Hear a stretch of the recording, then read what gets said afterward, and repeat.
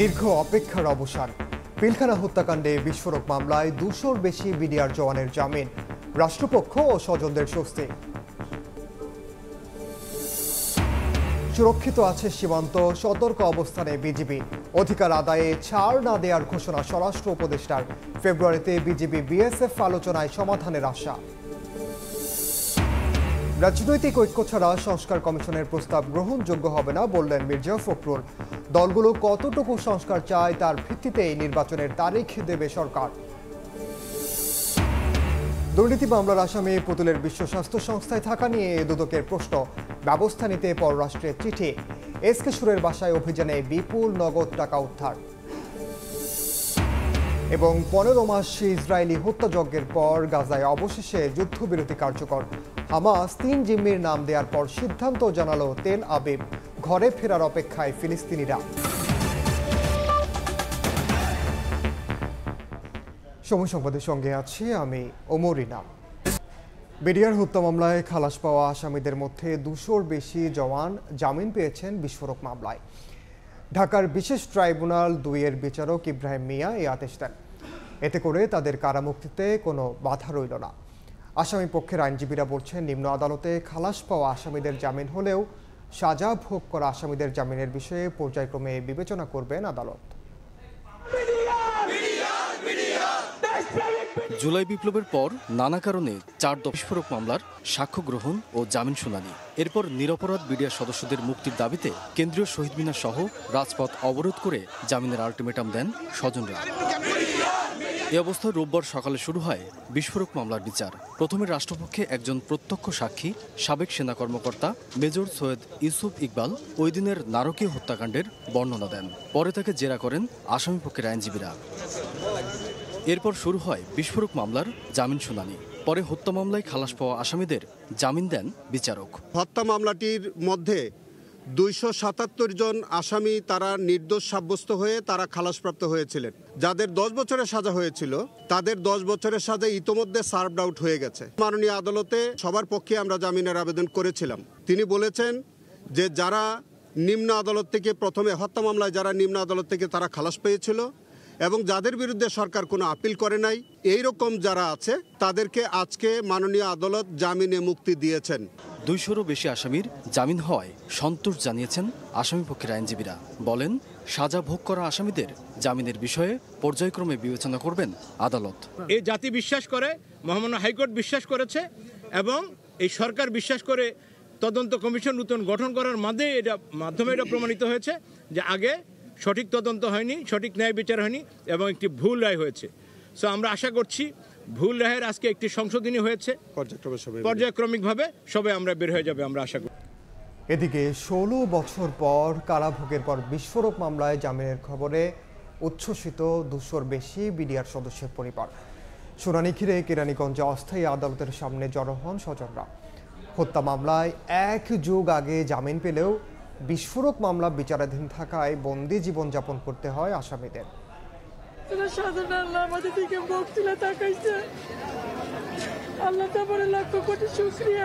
স্বামী বেঁচে থাকতেও যেন বিধবা। দীর্ঘ 16 বছর কারাভোগের পর স্বামীর জামিনের খবরে আনন্দ অশ্রু নেমে আসে এই নারীর চোখে। বিডিআর হত্যা মামলায় নিরপরাধ প্রমাণিত হলেও বিস্ফোরক মামলায় প্রায় 1.5 যুগ কারাভোগ করতে হয়েছে তাকে। আমরা 16 বছর যাবৎ অনেক অত্যাচার, অনেক হয়রানি, অনেক পেরেশানি, অনেক জুলুমের হাতের ভিতর দিয়ে আল্লাহ আজকে আমাদের মুক্তি মিলাই দিছে। আল্লাহর দরবারে শুকরিয়া। অনেক সুখ দুঃখ কষ্ট বেদনা এটার মধ্যে জড়িত ভাই। লাইফ শেষ হয়ে গেছে মামলা, আজকে বাড়িছো ভাই, আপনারা দোয়া করেন। জামিনের জন্য বারবার আমি কোর্টে আসতে হয়েছে। আমি একটা সাধারণ চাকরি করি, তারপরেও বারবার কোর্টে আসতে হয়েছে। খুব উকিল ধরছি, অনেক টাকা পয়সা খরচ করছি। আলহামদুলিল্লাহ আজকে যে জামিন হয়েছে, আমার পরিবার থেকে সবাই আনন্দিত, আমিও আনন্দিত। বিচার প্রক্রিয়ায় দীর্ঘসূত্রতা কাটিয়ে 16 বছর পর রোববার বিস্ফোরক মামলায় জামিন পান 2 শতাধিক বিডিআর জওয়ান। প্রিয়জনের মুক্তির অপেক্ষায় উচ্ছ্বসিত স্বজনরা। তবে দীর্ঘ অপেক্ষার পরও আপিলের কারণে জামিন না পাওয়ায় কান্নায় ভেঙে পড়েন অনেকের স্বজন।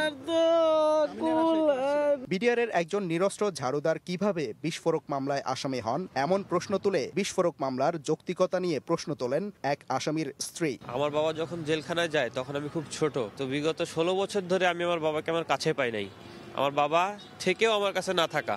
একটা ঝাড়ুদার কিভাবে আসামি হতে পারে? তাদের একটা অস্ত্র ইস্যু নেই, তাদের একটা পোশাক ইস্যু নেই। 16 বছর ধরে যে আসামি হয়ে জেলখানাতে আছে, এর কারণটাই তো আমি জানি না। 2009 সালে বিডিআর হত্যাকাণ্ডের ঘটনায় করা হত্যা মামলায় 2013 সালে 277 জন নির্দোষ প্রমাণিত হয়ে খালাস পেলেও মুক্তি মেলেনি।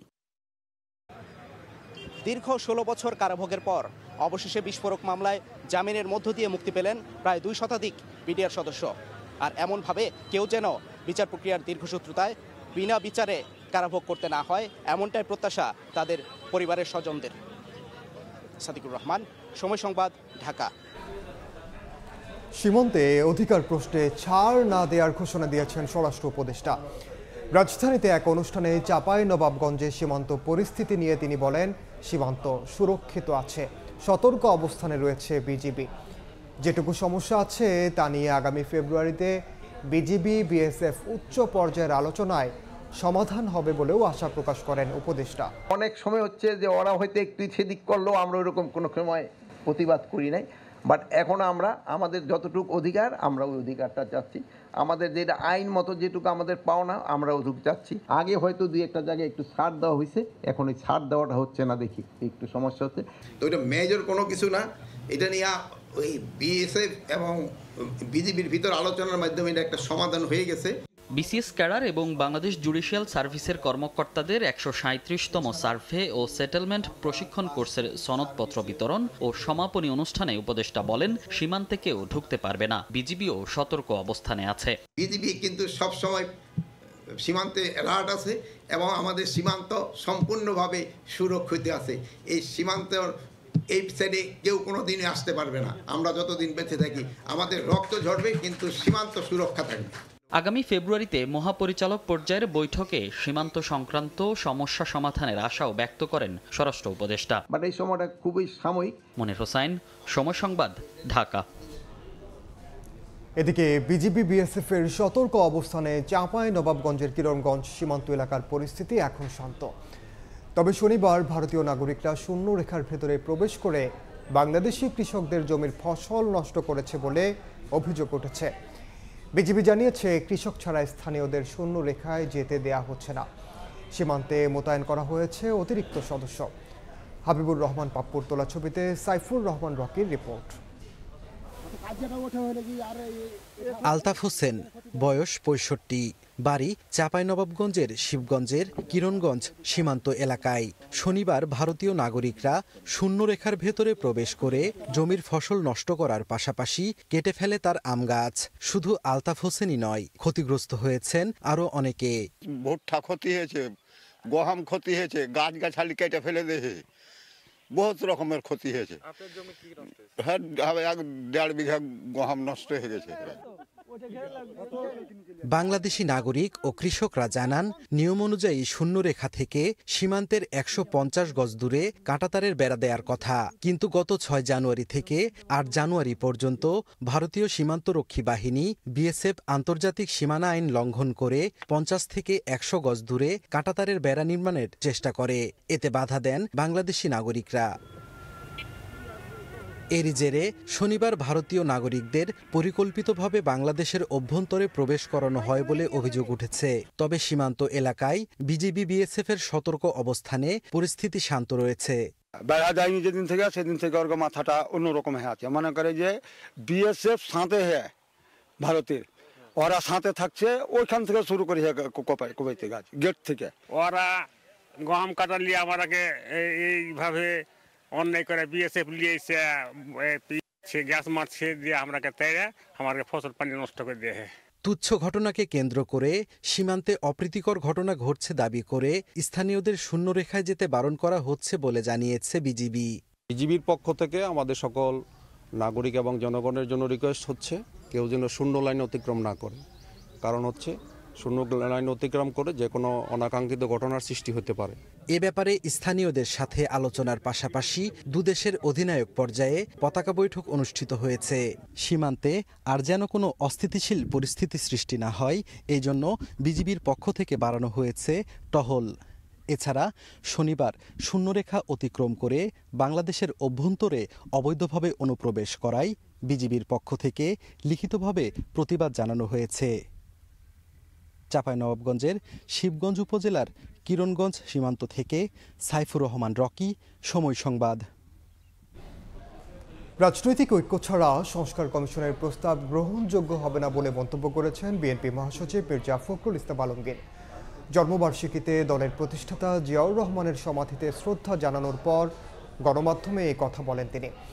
সংস্কার ও নির্বাচনের মধ্যে বিরোধ নেই জানিয়ে দ্রুত ভোট আয়োজনের দাবি জানান মহাসচিব।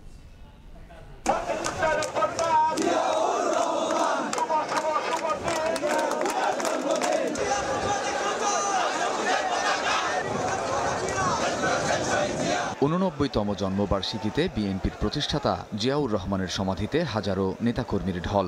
যে নেতার আদর্শের রাজনীতি, তার সমাধিতে দোয়া ও মোনাজাতে অংশ নিতে রাজধানীর বিভিন্ন প্রান্ত থেকে আসেন সমর্থকরা। রোববার বেলা 11টার পর বিএনপি মহাসচিব মির্জা ফখরুল ইসলাম আলমগীর দলের শীর্ষ নেতাদের সঙ্গে নিয়ে অংশ নেন মোনাজাতে। পরে কথা বলেন অপেক্ষমান গণমাধ্যম কর্মীদের সঙ্গে।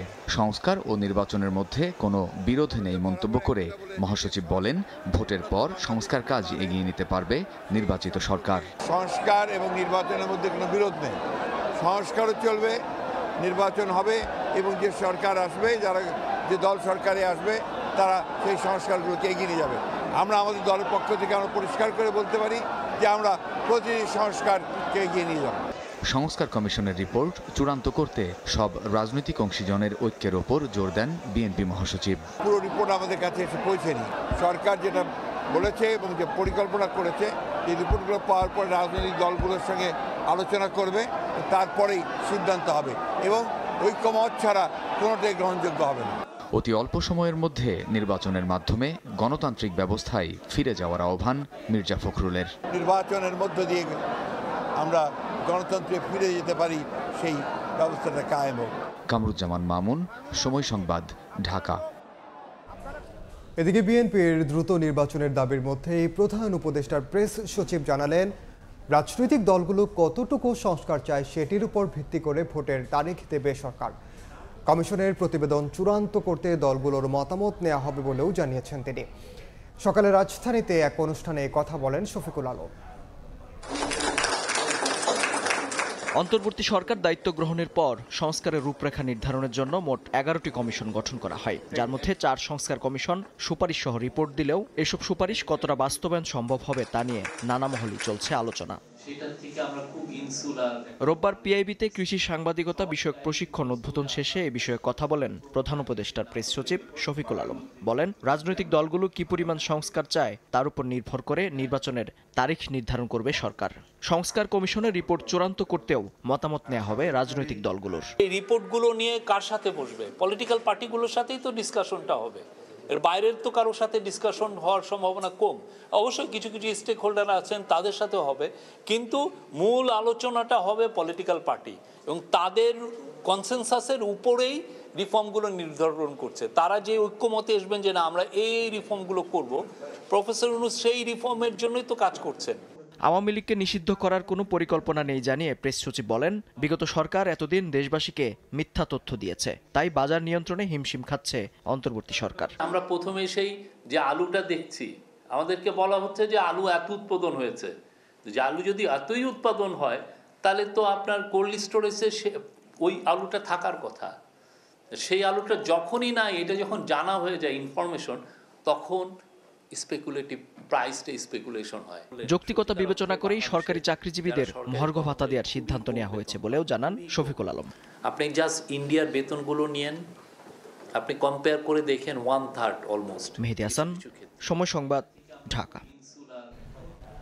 এবারের ভোটার তালিকা বিতর্কের ঊর্ধ্বে থাকবে বলে আশা প্রকাশ করেছেন প্রধান নির্বাচন কমিশনার এএমএম নাসির উদ্দিন। একই সঙ্গে হালনাগাদ কার্যক্রমের স্বচ্ছতা নিশ্চিতের আশ্বাসও দিয়েছেন তিনি। যেতে চান না কোনো রাজনৈতিক বিতর্কে। সকালে আগারগাঁওয়ে ইউএনডিপির প্রযুক্তি সরঞ্জাম হস্তান্তর অনুষ্ঠানে সিএসি এসব কথা বলেন। 2রা জানুয়ারি খসড়া ভোটার তালিকা প্রকাশ করে নির্বাচন কমিশন। এ নিয়ে আপত্তি শুনানির মধ্যে ঘোষণা দেয়া হয় 20 জানুয়ারি থেকে শুরু হবে হালনাগাদ কার্যক্রম।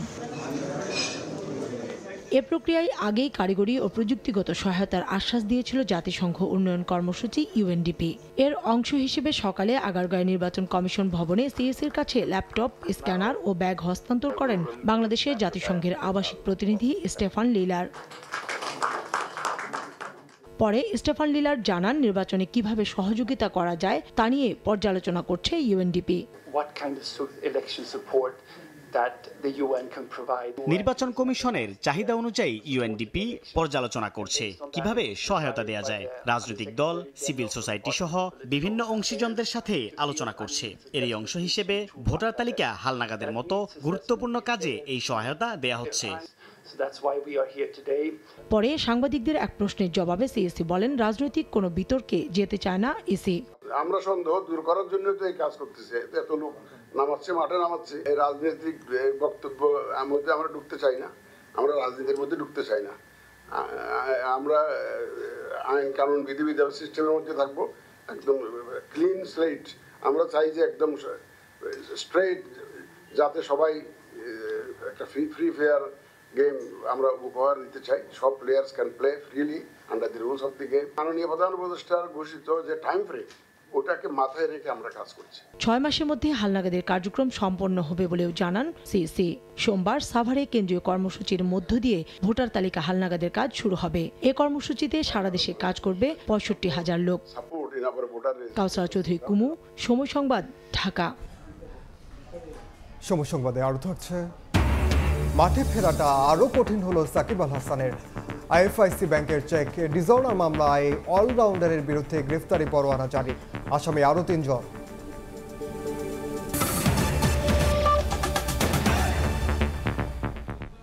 ভারত শেখ হাসিনাকে ফেরত দিক বা না দিক বিচার চলবে বলে জানিয়েছেন আন্তর্জাতিক অপরাধ ট্রাইব্যুনালের চিফ প্রসিকিউটর তাজুল ইসলাম। তিনি জানান, খুব শিগগিরই জুলাই আগস্টের গণহত্যার তদন্ত অন্তত 2টি মামলার তদন্ত শেষ হবে। দুপুরে জাতিসংঘের আবাসিক প্রতিনিধি গুইন লুইসের সঙ্গে বৈঠক শেষে ব্রিফিংয়ে তাজুল ইসলাম আরও বলেন, তদন্ত ও বিচার কাজে স্বচ্ছতা নিশ্চিতে কারিগরি সহায়তা দেওয়ার আশ্বাস দিয়েছে জাতিসংঘ। জুলাই আগস্ট হত্যা, গণহত্যা, মানবতাবিরোধী অপরাধের মামলায় আওয়ামী লীগের 131 জনেরও বেশি মন্ত্রী, এমপি, নেতা কারাগারে রয়েছেন। বন্দী আছেন সাবেক পুলিশ মহাপরিদর্শক আব্দুল আল মামুন সহ আইন শৃঙ্খলা রক্ষা বাহিনীর 1 ডজনেরও বেশি সদস্য। বিচার নিশ্চিতে জোরে সোরে চলছে তদন্ত কাজ। রোববার বিচারের অগ্রগতি, স্বচ্ছতা, জবাবদিহিতা সহ সামগ্রিক বিষয়ে জাতিসংঘের আবাসিক প্রতিনিধি গুইন লুইসের সঙ্গে বৈঠক হয় আন্তর্জাতিক অপরাধ ট্রাইব্যুনালের চিফ প্রসিকিউটর তাজুল ইসলামের। পরে চিফ প্রসিকিউটর জানান, কারিগরি সহায়তার বিষয়ে আশ্বাস দিয়েছে জাতিসংঘ। আন্তর্জাতিক অপরাধ ট্রাইব্যুনালের যে বিচার প্রক্রিয়া, তদন্ত প্রক্রিয়া কেমন আগাচ্ছে, কি পর্যায়ে আছে, কোনো সমস্যা আমাদের আছে কিনা, তাদের পক্ষ থেকে কোনো সাহায্য, সহযোগিতা, কোঅপারেশন দরকার আছে কিনা, এই সব বিষয়গুলো জানতে চেয়েছেন। এবং এই বিচার প্রক্রিয়া স্বচ্ছ, নিরপেক্ষ করার ব্যাপারে আমরা কী ধরনের স্টেপস নিচ্ছি, কী কাজ করছি, সেই ব্যাপারে কোনো অ্যাসিস্ট্যান্সের দরকার আছে কিনা, এইসব বিষয় নিয়ে খোলামেলা তারা আলোচনা করেছেন। খুব শিগগিরই জুলাই আগস্ট গণহত্যার অন্তত 2টি মামলার তদন্ত শেষ হবে বলে জানিয়েছেন চিফ প্রসিকিউটর। এক প্রশ্নের জবাবে তাজুল ইসলাম বলেন, ভারত শেখ হাসিনাকে ফেরত দিক বা না দিক, বিচার তার নিজস্ব গতিতেই চলবে। দেখা যাক তারা জবাব দেয় কিনা। না দিলে আমাদের আইনের নিজস্ব গতিতে চলবে। বিচার প্রক্রিয়া তার নিজস্ব প্রক্রিয়া অনুসরণ করে চলবে। চার্জশিট বা পুলিশ রিপোর্ট, তদন্ত রিপোর্ট সেটা আসবে। আশা করছি আমরা একটা দ্রুততম সময়ের মধ্যে অন্তত 2-1টা মামলার প্রতিবেদন আমরা পেয়ে যাব। দুর্নীতি মামলার আসামি শেখ হাসিনা কন্যা সাইমা ওয়াজেদ পুতুলের বিশ্ব স্বাস্থ্য সংস্থার পদে থাকার যৌক্তিকতা নিয়ে প্রশ্ন তুলেছে দুদক। এ বিষয়ে প্রয়োজনীয় ব্যবস্থা নিতে পররাষ্ট্র মন্ত্রণালয়ে চিঠি দিয়েছে সংস্থাটি। এদিন সাবেক কৃষিমন্ত্রী আব্দুস শহীদ ও সাবেক মন্ত্রী পরিষদ সচিব কবির বিন আনোয়ারের বিরুদ্ধে অবৈধ সম্পদ অর্জনের অভিযোগে মামলা করে দুদক। সম্প্রতি পূর্বাচল নতুন শহর প্রকল্পে অবৈধভাবে রাজুকের 10 কাঠা প্লট জালিয়াতির ঘটনায় সাইমা ওয়াজেদ পুতুলকে আসামি করে মামলা করে দুদক। হুকুমের আসামি করা হয় তার মা শেখ হাসিনাকে। একই সাথে অনুসন্ধান চলছে প্রভাব খাটিয়ে বিশ্ব স্বাস্থ্য সংস্থার পদ বাগিয়ে নেওয়ার অভিযোগেরও। এবার মামলার আসামি কোন ক্ষমতা বলে বিশ্ব স্বাস্থ্য সংস্থার আঞ্চলিক পরিচালকের দায়িত্বে থাকেন তা জানতে পররাষ্ট্র মন্ত্রণালয়ে চিঠি দিয়েছে দুদক। সাইমা ওয়াজেদ পুতুলের যে নিয়োগ সংক্রান্ত বিষয়ে এটা অনুসন্ধান কার্যক্রম শুরু হয়েছে। অভিযোগ প্রমাণে সহায়ক যে সমস্ত দালিলিক প্রমাণাদি প্রয়োজন সেই সংক্রান্ত তথ্যাদির জন্য তারা তাদের কার্যক্রম করবেন। যেখানে যেখানে থেকে তথ্যাদি পাওয়া যাবে সেই সব দপ্তরে পত্র যোগাযোগ করবেন, ঘটনাস্থল পরিদর্শন করবেন। অভিযোগ প্রমাণে সহায়ক যারা থাকবেন তাদের সকলকে তাদের বক্তব্য গ্রহণ করা হবে। এদিন আওয়ামী লীগ সরকারের সময় প্রভাবশালী আমলা ও সাবেক মন্ত্রিপরিষদ সচিব কবির বিন আনোয়ার ও তার স্ত্রীর বিরুদ্ধে মামলা করেছে দুদক। তাদের বিরুদ্ধে 23 কোটি টাকার অস্বাভাবিক লেনদেনের অভিযোগ আনা হয়েছে। সরকারি কর্মচারী হিসাবে বিবিধ দুর্নীতি ও ক্ষমতার অপব্যবহারের মাধ্যমে অপরাধলব্ধ অবৈধ অর্থ হস্তান্তর, স্থানান্তর এবং রূপান্তর করার অপরাধ প্রাথমিকভাবে প্রমাণিত হয় তার বিরুদ্ধে আজ একটি মামলা রুজু হয়েছে। সন্দেহজনক লেনদেন ও অবৈধ সম্পদ অর্জনের অভিযোগে মামলা হয়েছে সাবেক কৃষিমন্ত্রী আব্দুস শহীদ ও তার স্ত্রীর বিরুদ্ধেও। তাসলিম তৌহিদ, সময় সংবাদ, ঢাকা। দুর্নীতির মামলায় গ্রেপ্তার বাংলাদেশ ব্যাংকের সাবেক ডেপুটি গভর্নর এসকে সুর চৌধুরীর বাসায় অভিযান চালিয়ে নগদ 16,25,000 টাকা সহ ফিক্সড ডিপোজিটের 4,45,00,000 টাকার ডকুমেন্ট উদ্ধার করেছে দুদক। সকাল থেকে শুরু হওয়া অভিযান শেষ হয় বিকেল 4টায়। অভিযানের নেতৃত্ব দেয়া দুদকের পরিচালক কাজী সায়ামুজ্জামান জানান, নগদ অর্থ ছাড়াও স্বর্ণালংকার জব্দ করা হয়েছে। সঞ্চয়পত্র অনুযায়ী বাকি অর্থের বিষয়ে তদন্ত করা হবে। সম্পদের বিবরণী দাখিল না করার অভিযোগে দায়ের করা মামলায় 14 জানুয়ারি এসকে সুরকে গ্রেপ্তার করা হয়।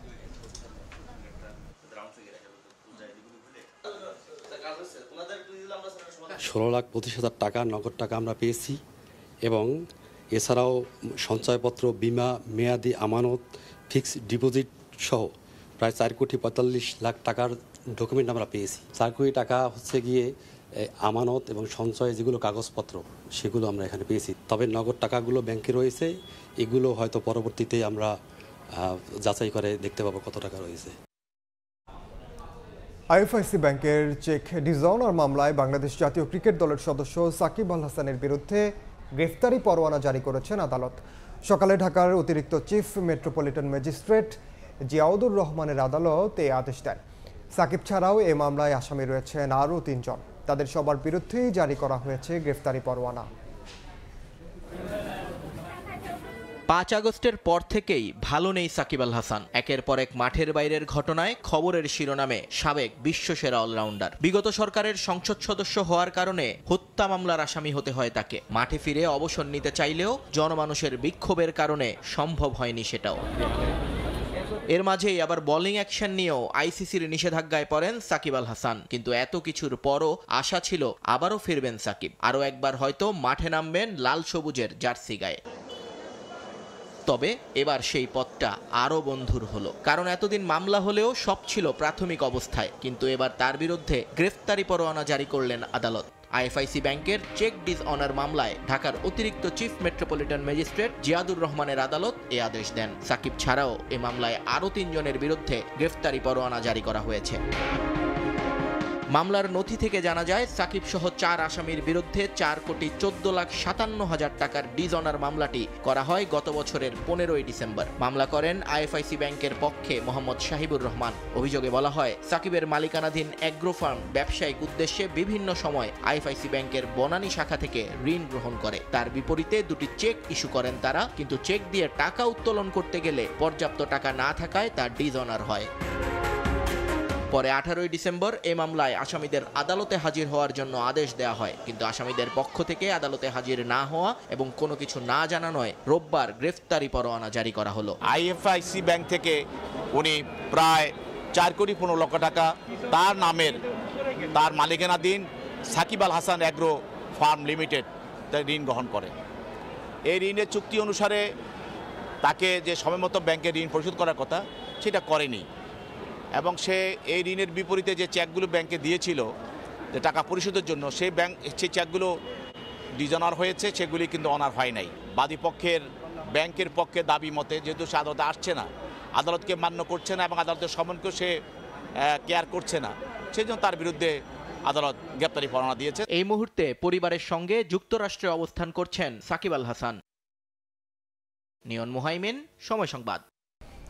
রাজধানীর নদীগুলো এখনও বিকল্প যোগাযোগ ব্যবস্থার উপযোগী করতে পারেনি কর্তৃপক্ষ। চালুর 1 যুগ পরও ধুঁকছে ওয়াটার বাস সার্ভিস। জরাজীর্ণ অবস্থায় পড়ে আছে কয়েক লাখ টাকায় কেনা নৌযান। যাত্রীদের অভিযোগ, চাহিদা থাকলেও মিলছে না সেবা। আর বিশেষজ্ঞরা বলছেন, ওয়াটার বাসের গতি ও ঘাটের নিরাপত্তা নিশ্চিত করতে পারলে সারা বছরই মিলবে এর সুফল। সে অনুযায়ী এবার উদ্যোগ নেওয়ার কথা বলছে কর্তৃপক্ষ। নাজমুল হাসানের ছবিতে আদনান তুর্জের প্রতিবেদন। ঢাকার নদীপথের ইতিহাস যেন এক প্রবাহমান কাব্য। রাজধানীকে ঘিরে থাকা নৌপথগুলোর মাধ্যমে যুগ যুগ ধরে গড়ে উঠেছে বাণিজ্য, সংস্কৃতি ও জীবিকার সমৃদ্ধ অধ্যায়। আধুনিক ঢাকায় সেই সমৃদ্ধ অতীতের প্রতিফলন ঘটেছিল ওয়াটার ট্যাক্সির মাধ্যমে। ঢাকার চারিদিকে ঘিরে থাকা বুড়িগঙ্গা, তুরাগ, ধলেশ্বরী, বালু ও শীতলক্ষা ঘিরে তৈরি হওয়ার সম্ভাবনা মাথায় রেখে 2004 সালে ওয়াটার ট্যাক্সি প্রকল্প হাতে নেয় সরকার। প্রকল্পের 3টি ধাপের মধ্যে প্রথম দুটিতেই ব্যয় হয় প্রায় 100 কোটি টাকা। সদরঘাট থেকে গাবতলী পর্যন্ত 29 কিলোমিটার রুটে স্থাপন করা হয় 12টি ল্যান্ডিং স্টেশন। 2013 সালের 4 জুলাই চালু হয় ওয়াটার বাস সেবা। সরেজমিনে গিয়ে দেখা যায় ওয়াটার বাসের বর্তমান হাল ভালো নয়। সদরঘাট, বাদামতলী ঘাটে জরাজীর্ণ অবস্থায় পড়ে আছে লাখ লাখ টাকা খরচ করে কেনা 4টি ওয়াটার বাস। আমাদের জাহাজগুলা অনেকটি ভাঙ্গাচোরা, এগুলো মেরামত করতে হবে। যাত্রীদের অভিযোগ, চাহিদা থাকলেও সেবা মিলছে না। অব্যবস্থাপনা, ধীরগতি, বেহাল ঘাট সহ আছে আরও সমস্যা। দুর্নীতির কারণে এইটা অবস্থা এরকম হয়েছে। মানুষগুলো অনেক সুবিধা হইতো, হবে অনেক মানুষগুলো অনেক কষ্ট হয়। বিশেষজ্ঞরা বলছেন, ওয়াটার বাসের গতি, ইঞ্জিনের আধুনিকরণ এবং ঘাটে নিরাপত্তা নিশ্চিত করতে পারলে সারা বছরই মিলবে এই প্রকল্পের সুফল। আমাদের নৌযানগুলো কিন্তু অতটা কমফোর্টেবল না। ল্যান্ডিং স্টেশনগুলো যেখানে করা হয়েছে সেই জায়গাটাও কিন্তু সেই রোডগুলো কিন্তু অতটা ভালো নয়। এবং সেখানে আরেকটা জিনিস ইম্পর্টেন্ট, সেটা হলো যে নিরাপত্তা। সরকার যে কোনো কাজের উদ্বোধনটা করতে পারে, কিন্তু এর সাথে সাথে বেসরকারি যে সমস্ত বিনিয়োগকারীরা আছেন ওনাদেরকে এগিয়ে আসতে হবে। নদীপথে যানজটমুক্ত চলাচলের সুবিধা নিশ্চিতে ওয়াটার বাস সার্ভিসের আধুনিকীকরণের তাগিদ ঢাকাবাসীর। নদী পারাপার হয়ে পড়ছে বিপজ্জনক। 2004 সালের প্রকল্প সফল না হলেও না হচ্ছে নতুন করে পরিকল্পনা। তবে যাত্রীদেরও প্রত্যাশা, ঢাকার নৌপথে ওয়াটার বাসগুলি নিয়ে আসবে নতুন করে যাত্রী সেবা এবং সৌন্দর্য। বাদামতলী স্টিমার ঘাট থেকে আদনান তুর্য, সময় সংবাদ, ঢাকা। ঘাটে টিকিটের যে মূল্য নির্ধারণ করা, তার অতিরিক্ত নিলে ইজারা বাতিল করা হবে বলে জানিয়েছেন নৌপরিবহন, শ্রম ও কর্মসংস্থান মন্ত্রণালয়ের উপদেষ্টা এম শাখাওয়াত হোসেন। সকালে ভোলার ইলিশা লঞ্চ ঘাট পরিদর্শনের সময় সাংবাদিকদের প্রশ্নের জবাবে তিনি একথা বলেন। এর আগে ইলিশা লঞ্চ ঘাটে সাধারণ মানুষের সঙ্গে কথা বলেন উপদেষ্টা। জানান, নৌপরিবহন মন্ত্রণালয় প্রান্তিক অঞ্চলের মানুষের জন্য কাজ করছে। বড় বড় প্রকল্প নয়, ছোট ছোট প্রজেক্টেও মানুষের ভাগ্য পরিবর্তন হতে পারে বলেও মন্তব্য করেন উপদেষ্টা। যেই ভাড়া নির্ধারিত করা থাকে তার থেকে অতিরিক্ত রাখে। আমাদের অত জনবল নাই যে প্রত্যেকটা জায়গায় চেক করা। তারপর আমাদের সিভিল অ্যাডমিনিস্ট্রেশন এখানে যারা আছেন তাদের কাছে আমি অনুরোধ করব যে তারা পিরিয়ডিক্যাল ম্যাজিস্ট্রেট দিয়ে চেক করাবেন যে অতিরিক্ত ভাড়া রাখে কিনা। আমরা ঘাটে যারা দেই, ঘাটে বলা হয় 10 টাকা, তারা আবার বলে এইটা ব্যাগ নিলে 5 টাকা। এগুলো সম্পূর্ণ ইলিগাল। এবং এইরকম যদি কোনো কমপ্লেন আসে এবং সেই কমপ্লেন যদি সত্যি পাওয়া যায়, তাহলে সেই ইজারাদারের ইজারা আমরা ক্যান্সেল করে দেব। ডলারের দাম বৃদ্ধি ও রাজনৈতিক অস্থিরতার জেরে কমছে রিকন্ডিশনড গাড়ি আমদানি। চলতি অর্থ বছরের প্রথম 6 মাসে বছর ব্যবধানে কমেছে প্রায় 24%। উন্নয়নশীল অর্থনীতির যাত্রাপথে গাড়ি আমদানি কমে যাওয়া ইতিবাচক বার্তা নয় বলে মনে করেন এ খাতের ব্যবসায়ীরা। তাই অর্থনৈতিক কর্মকাণ্ডে গতি আনতে রিকন্ডিশনড গাড়ি মধ্যবিত্তের নাগালে রাখতে ব্যবসা বান্ধব নীতি গ্রহণের পরামর্শ অর্থনীতিবিদদের। MS আরিফিনের রিপোর্ট। রিকন্ডিশন গাড়ি একেবারে ঝাঁচকচকে নতুন গাড়ির অনুভূতি না দিলেও এই গাড়িগুলো চলে দীর্ঘদিন, যা একদিকে বিলাসিতা মেটায়, অন্যদিকে অনেকটাই আরাম দেয় পকেটকেও, গতি আনে দৈনন্দিন কর্মকাণ্ডে। যে কারণে বাংলাদেশের বাজারে আমদানি হওয়া গাড়ির 75%ই রিকন্ডিশন বা পুরনো গাড়ি। ব্যক্তিগত বা উদীয়মান ব্যবসার প্রয়োজন মেটানো যেসব গাড়ি বছর দুয়েক আগে মিলত 15 থেকে 30 লাখ টাকার মধ্যে, বর্তমানে তার দাম বেড়েছে 40 থেকে 50%, যার প্রভাবে চাপে পড়েছে ক্রেতা বিক্রেতা উভয়ই। আশি মার্কেটে গাড়ি দেখতেছি মোটামুটি একটু প্রাইস বেশি বলতেছে, যেটা প্রায় আগের বছরের চেয়ে এবার একটু বেশি। 20 লাখ টাকার ভিতরে ওই ছোটোখাটো গাড়ির মধ্যে অ্যাকোয়াটার দেখতেছি। এছাড়া আগে আমি দেখছিলাম যেমন একজিও ফিল্টার এগুলো পাওয়া যেত। 5ই আগস্টের পর থেকে তো আরও একটা সমস্যা, আসলে মানুষ এখন স্থিরই হইতে পারতেছে না যে আমরা আসলে কী করবো। বাজেটের পরে জুনের পরে হয়তো আমরা একটা চিন্তা করতে পারবো যে আসলে কি করা যায়। আমাদের এখন গাড়ি বেচা কেনার অবস্থা খুবই খারাপ। আগের যে বিক্রিটা ছিল তার চেয়ে আপনি বলেন কি আমরা 50% তো দূরের কথা, এখন আমরা এটা 30% বা 20%-এর মধ্যে চলে আসছে। বারভিটার তথ্য বলছে চলতি অর্থ বছরের প্রথম 6 মাসে রিকন্ডিশন গাড়ি আমদানি হয়েছে ৯,২৫৭টি, যা গত বছরের একই সময়ের তুলনায় প্রায় 24% কম। এ অবস্থায় এলসি মার্জিন ও শুল্ক কমানোর দাবি রিকন্ডিশন গাড়ি আমদানিকারকদের শীর্ষ সংগঠন বারভিটার। গাড়ির ক্ষেত্রে কিন্তু শুল্ক কর এত বেশি, বিশেষ করে ডলারের মূল্য পতনের কারণে প্রায় 40-50% দাম বেড়ে গিয়েছে। অতএব মানুষ কিন্তু একটা গাড়ির নাম নিলেই 30 লাখ টাকা দাম। শুল্ক করকে যা আছে এই হারে না রেখে ফিক্সড করে দেওয়া হয়, যে একটা 1500 সিসির গাড়ি 10 লাখ টাকা ট্যাক্স, এখন কিন্তু দেখা যাচ্ছে 20-25 লাখ টাকা ট্যাক্স দিয়ে কেউ কিনতে পারছে না। কমার্শিয়াল গাড়িগুলো আছে সেগুলো বয়স বাড়িয়ে দেওয়া উচিত, 10 বছর করে দেওয়া উচিত, কেন কমার্শিয়াল গাড়ি জাপানের মতো দেশেই 30 বছর চলে। এই গাড়ির বাজার ক্ষতিগ্রস্ত হলে একদিকে যেমন গতি হারাবে নতুন নতুন উদ্যোগ, কমবে আয়ের সুযোগ, অন্যদিকে বাড়বে ব্যবসার খরচ। গাড়িকে তাই মধ্যবিত্তের নাগালে রাখতে শুল্ক কাঠামো পরিবর্তনের পরামর্শ দিচ্ছেন অর্থনীতিবিদরা। রিকন্ডিশন গাড়ির যে দাম সেটা যেন কর বৃদ্ধির মাধ্যমে ওইভাবে না বাড়ায়, যাতে করে দেশের ভিতরের যে বাজার এবং মানুষের ক্রয় ক্ষমতা সেটা বড় রকমের চাপের মধ্যে না। প্রয়োজনে নীতি পরিবর্তন করতে হবে যাতে করে এই বাজারটা যেন ক্ষতিগ্রস্ত না এবং একই সঙ্গে অন্য বাজারে যেন প্রতিষ্ঠিত হয়। পুরনো এসব গাড়ি আমদানিতে শুল্ক বাবদ গেল অর্থ বছরের প্রথম 8 মাসে আয় হয়েছিল 2,680 কোটি টাকা। MS আরিফিন, সময় সংবাদ, ঢাকা। জিয়াউর রহমানের জন্মবার্ষিকী উপলক্ষে আলোচনা সভায় বক্তব্য রাখছেন বিএনপি মহাসচিব মির্জা ফখরুল ইসলাম আলমগীর। সরাসরি যাচ্ছে সেখানে। তোমার কাছে টাইম ছিল 8টা থেকে 2টা পর্যন্ত, তো এই সময়ের মধ্যে সকাল 7:30 অফিস থাকতে হবে। এটা দেখার জন্য তিনি নিজে সেক্রেটারিয়েটের গেটে এসে দাঁড়িয়ে থাকতেন, দেখছেন যে কে কখন আসছে, কে কখন যাচ্ছে। তিনি মন্ত্রীদের জীবনযাত্রা দেখার জন্য, কে কত কিভাবে জীবন চালায় তা দেখার জন্য তিনি মন্ত্রীদের বাসায় গিয়ে বিকেলে চা খেতে শুরু করলেন।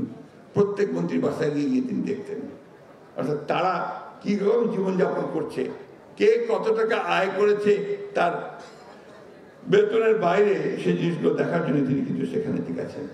এই জিনিসগুলো কিন্তু আমাদেরকে মনে রাখতে হবে। আর মনে রাখতে হবে তিনি যে চিন্তাগুলো করেছিলেন।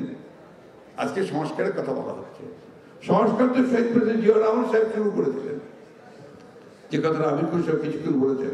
আমি বলি উনি রাজনৈতিক সংস্কারটা ছিল তার সবচেয়ে বড় সংস্কার, যাকে একদলীয় শাসন ব্যবস্থা থেকে বহুদলীয় শাসন ব্যবস্থাতে নিয়ে এসেছিলেন, ওয়ান পার্টি সিস্টেম থেকে মাল্টি পার্টি সিস্টেমে নিয়ে এসেছিলেন এবং সকলের কথা বলার অধিকার তাকে নিশ্চিত করেছিলেন। এই যে মিডিয়া, এই মিডিয়া ছিল না, আওয়ামী লীগ বাকশাল তার সমস্ত মিডিয়া বন্ধ করে দিয়ে মাত্র 4টা পত্রিকা রেখেছিল, সেটাও সরকারি নিয়ন্ত্রণে। তিনি এসে সমস্ত ওপেন করে দিয়েছিলেন।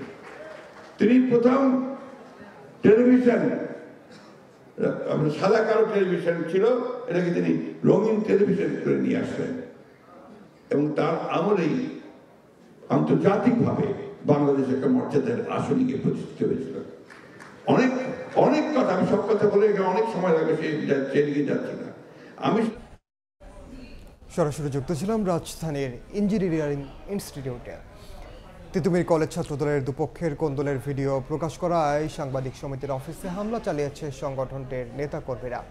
ভিডিও ডিলিট করতে সাংবাদিকদের মোবাইল ফোন কেড়ে নেওয়া সহ নারী সাংবাদিকদের উপরেও চড়ানো হন তারা। এ অভিযোগ তিতুমির কলেজ সাংবাদিক সমিতির।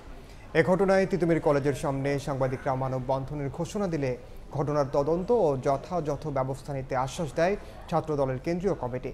পরে মানববন্ধন না করে রোববার সংবাদ সম্মেলন করে তিতুমির কলেজ সাংবাদিক সমিতি। সংবাদ সম্মেলনে তারা জানান, তিতুমির কলেজকে বিশ্ববিদ্যালয় করার আন্দোলনকে কেন্দ্র করে ছাত্রদলের দুপক্ষের মধ্যে কোন্দল সৃষ্টি হয়। ওই ভিডিও সাংবাদিকরা ধারণ ও প্রকাশ করায় পদবঞ্চিত ছাত্রদল কর্মীরা তাদের অফিসে হামলা চালায়। সাংবাদিকদের উপর হামলায় জড়িতদের বহিষ্কার করার দাবি জানায় তিতুমির কলেজ সাংবাদিক সমিতি।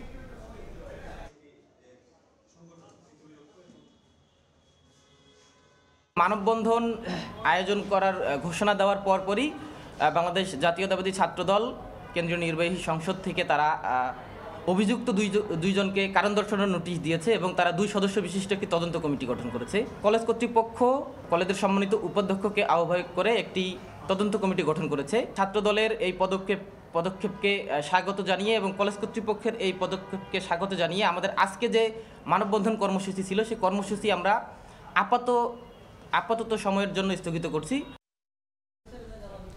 সময় সংবাদে আরো থাকছে।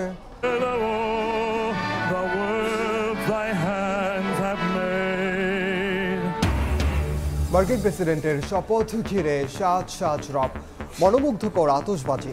ওয়াশিংটন ডিসি সহ যুক্তরাষ্ট্রের বিভিন্ন জায়গায় ট্রাম্প বিরোধী ব্যাপক বিক্ষোভ।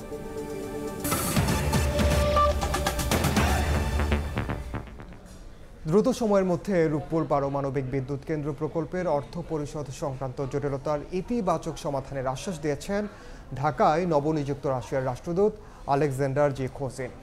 দুপুরে পররাষ্ট্র মন্ত্রণালয়ে উপদেষ্টা তৌহিদ হোসেনের সঙ্গে সাক্ষাৎ শেষে কথা বলেন তিনি। এ সময় রাষ্ট্রদূত বলেন, বাংলাদেশের সঙ্গে বিভিন্ন ক্ষেত্রে সহযোগিতা ও অংশীদারত্বের বিষয়েও প্রতিজ্ঞাবদ্ধ Russia. Appropriate authorities of Bangladesh with the finance ministry or secretariat, as you may so, and that payment. This is the issue which will be settled. I am absolutely sure, and we are on a positive way. The sensitive issue is going to be discussed by the specialists and professionals. I would not speculate at the moment, but I keep the fingers crossed that the debt payment will be done and settled. Summit গ্রুপের পাওয়ার প্ল্যান্টে নেওয়ার সময় ডাকাতি হওয়া 3.5 কোটি টাকার furnace well উদ্ধার করা হয়েছে। একই সঙ্গে 8 ডাকাতকে গ্রেফতার করেছে নৌপুলিশ। নৌপুলিশ জানায়, গত 10 জানুয়ারি সামিট গ্রুপের গাজীপুর কড্ডা পাওয়ার প্ল্যান্টের 360 মেট্রিক টন ফার্নেস ওয়েল নিয়ে নারায়ণগঞ্জের বন্দর থানার মদনগঞ্জ ঘাট থেকে রওনা হয়। জাহাজটি মুন্সিগঞ্জের চরমুক্তারপুরে শাহ সিমেন্ট ফ্যাক্টরি সংলগ্ন শীতলক্ষা নদীর মোহনায় পৌঁছালে ডাকাত দল জাহাজের কর্মীদের অস্ত্রের মুখে জিম্মি করে। পরে জাহাজটিকে অজ্ঞাত স্থানে নিয়ে প্রায় 350 মেট্রিক টন তেল অন্য আরেকটি জাহাজে নিয়ে পালিয়ে যায়। মেঘনা ব্রিজের থেকে শুরু করে গজারিয়া, এরপরে মোহনপুর, চাঁদপুরের যে মোহনা, ওখান থেকে ডানে মোড় নিয়ে শরীয়তপুর, জাজিরা, এগুলো দিয়ে পদ্মা সেতুর নিচ দিয়ে টাঙ্গাইল, নাগরপুর এবং চৌহালি, যেটা সর্বশেষ আমরা রিমোট পদ্মা নদীর পূর্ব প্রান্ত, সেই রিমোট জায়গা সলিমাবাদ জায়গাটার নাম, সেখান থেকে আমরা এই জাহাজটাকে উদ্ধার করতে সক্ষম হয়েছি। অর্থাৎ তারা এই 7 দিন ধরে বিভিন্ন জায়গায় ঘোরাঘুরি করছে। এই তেলটা বিক্রি করার চেষ্টা হয়তো করেছিল, কিন্তু সেটা করতে পারে না। আমরা পুরাটাই এটা যেই ডাকাতি পুরাটাই উদ্ধার করতে সক্ষম হয়েছি। আবারও দেশের খবর। জিয়াউর রহমানের জন্মবার্ষিকী উপলক্ষে আলোচনা সভায় ভার্চুয়ালি যুক্ত হয়ে বক্তব্য রাখছেন বিএনপির ভারপ্রাপ্ত চেয়ারম্যান তারেক রহমান। সরাসরি যাচ্ছে সেখানে। গতকাল যখন অনুষ্ঠানটা নিয়ে আমরা আলোচনা করেছি,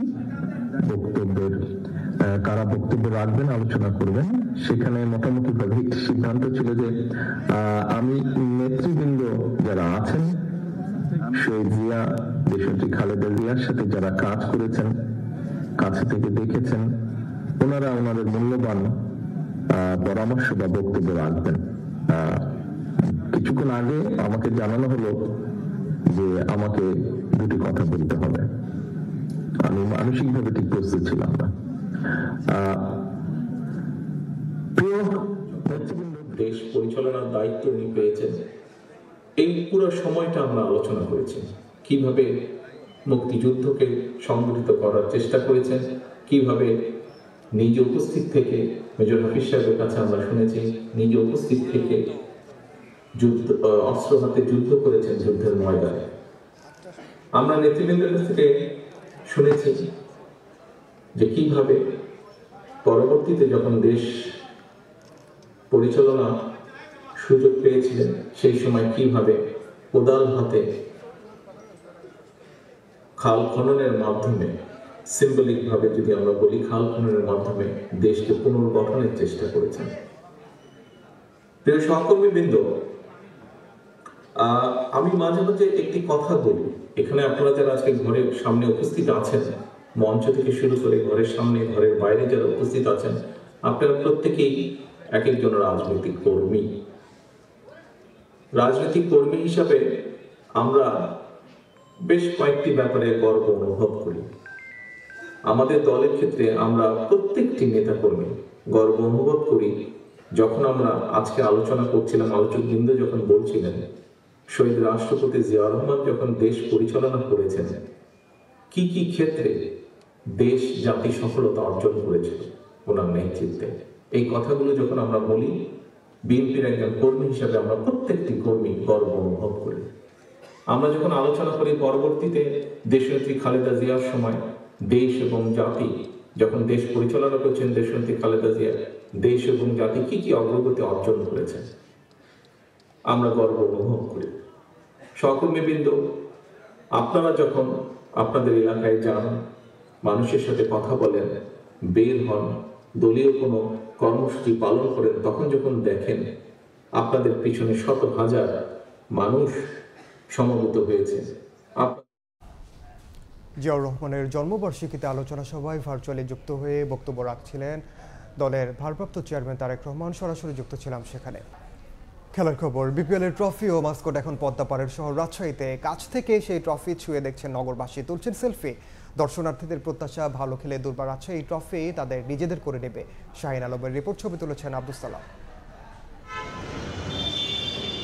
দেশের ফ্র্যাঞ্চাইজি ক্রিকেটের সবচেয়ে বড় আসর Bangladesh premier league cricket BPL. Rajshahi নগরীর আলুপট্টি মোড়ে বিপিএল এর অরিজিনাল সেই ট্রফি দেখতে এভাবে হুমড়ি খেয়ে পড়ছেন দর্শনার্থীরা। ট্রফি ও মাস্কটের সঙ্গে তুলছেন সেলফি। এর আগে কয়েক জেলা ঘুরে বিপিএল এর ট্রফি এখন পদ্মাপাড়ের শহর রাজশাহীতে। রোববার নগরীর বিভিন্ন প্রান্তে জনসাধারণের জন্য ট্রফি ও মাস্কট দেখার এই আয়োজন করে বাংলাদেশ ক্রিকেট বোর্ড। নিজেদের মাঠে খেলা না থাকলেও দুর্বার রাজশাহী ফ্র্যাঞ্চাইজি নিয়ে সমর্থকদের উচ্ছ্বাস ছিল দেখার মতো। তাদের বিশ্বাস এই ট্রফি এবার তাদের জন্য জয় করে নিয়ে আসবে দুর্বার রাজশাহী।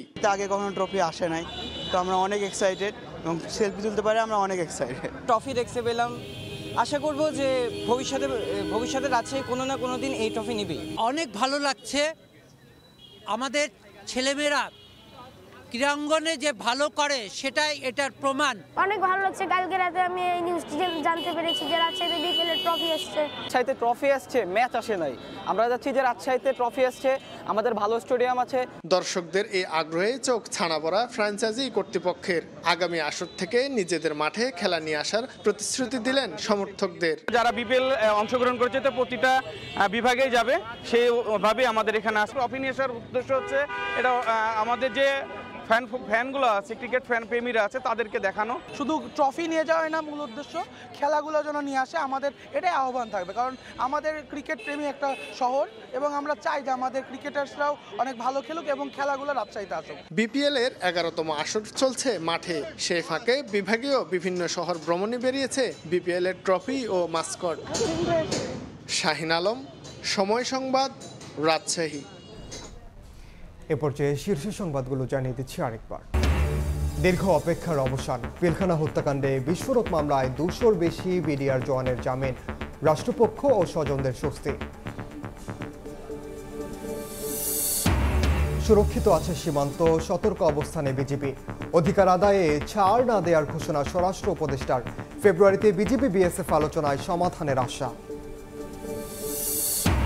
এবং রাজনৈতিক ঐক্য ছাড়া সংস্কার কমিশনের প্রস্তাব গ্রহণযোগ্য হবে না বললেন মির্জা ফখরুল। দলগুলো কতটুকু সংস্কার চায় তার ভিত্তিতে নির্বাচনের তারিখ দেবে সরকার।